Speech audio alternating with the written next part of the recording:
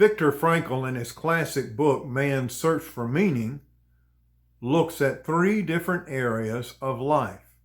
The first is experience, what has happened to us.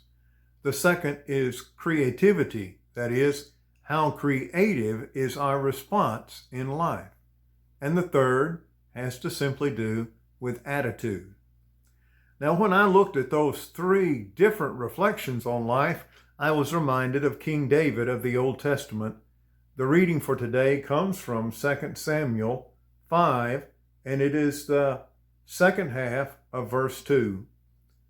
The Lord said to David, "You will shepherd my people Israel, and you will become their ruler." Well, David's experience provided a great place in life for him because he was a shepherd of just sheep, and later he would become known as a great shepherd of all the people of Israel who took care of them in every way. But not only that, he was a creative individual. The classic story of David and Goliath is from the Philistine army, and he's a giant, and David takes a creative response to conquering both Goliath and the Philistine army, not with a sword, not with a shield, but with a sling and stone that David slings into Goliath's forehead and kills him right there. He had a creative response.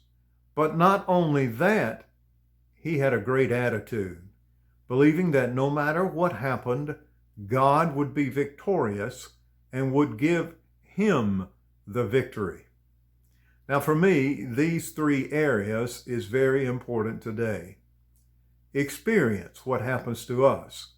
Well, right now we have the coronavirus and unemployment is gone through the roof. That's experience.